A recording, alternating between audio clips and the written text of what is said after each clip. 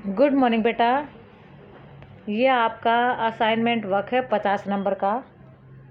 ये सब बच्चों को कंप्लीट करना है। सारे बच्चे बड़े ध्यान से, जो अभी मैं बता रही हूँ, ध्यान से इस वीडियो को देखेंगे। गद्यांश को पढ़कर प्रश्नों के उत्तर दो। ये पैराग्राफ दिया हुआ है। विद्या धनम सर्वधनम प्रधानम। विद्या धन सब धनों में प्रधान है।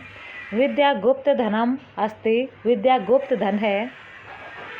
विद्याया बिना मनुष्य पशु भवति। विद्या के बिना मनुष्य पशु के समान होता है।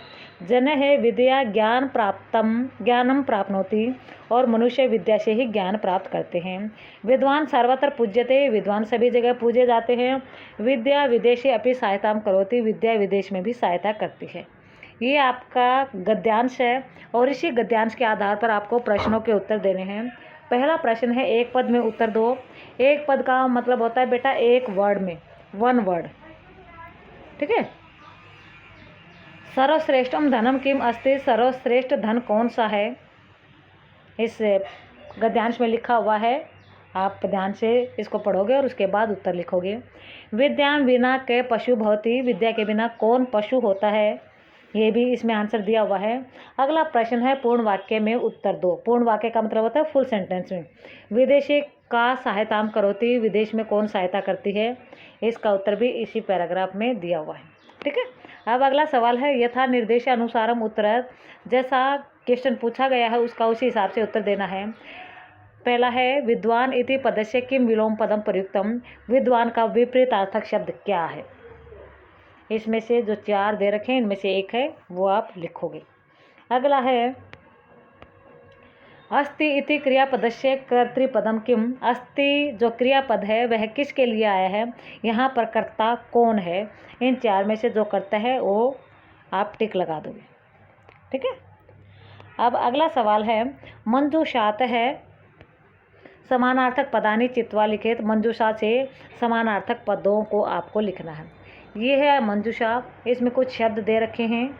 इन शब्दों के सामने आपको क्या लिखने हैं, ऊपर से चूज करके कि कौन सा किस शब्द का, इस सामने जो शब्द लिखा हुआ तड़ागे, इसका समानार्थक शब्द कौन सा है।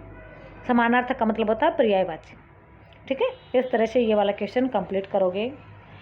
अब आगे है तीसरा सवाल। इन्होंने एक दे दिया शब्द रूप। इसी शब्द रूप के आधार पर आपको इन शब्द रूप, जो ये रूप दे रखे हैं, इनको कंप्लीट करना है। ठीक है। शब्द अलग हैं लेकिन रूप इसी तरह चलेंगे। तो सारे बच्चे इस वाले को कंप्लीट करेंगे। अब आगे है,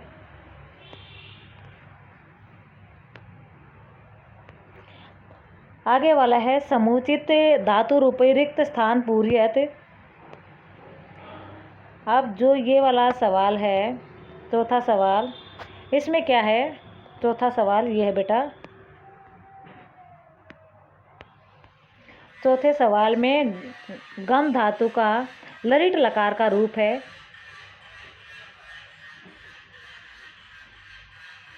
ठीक है। तो ये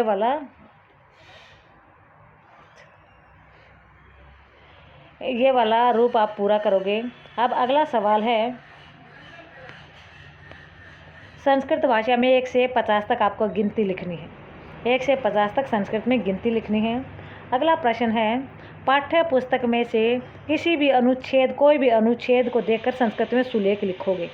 आपके संस्कृत की जो रुचिरा किताब है उसमें से जो पाठ दिए हुए हैं, कोई भी एक अनुच्छेद देखकर सुलेख लिखोगे। कोई भी एक पैराग्राफ चूज करोगे और सुंदर सुंदर राइटिंग में उसको लिख दोगे। इस तरह से आपका ये 50 नंबर का पेपर है। सारे बच्चे इस काम को पूरा करेंगे 5 रुपये वाली कॉपी में, या 5 रुपये का मतलब है पतली सी कॉपी में, और अपनी जो भी मैडम संस्कृत पढ़ाती है उनके पास भेज दोगे।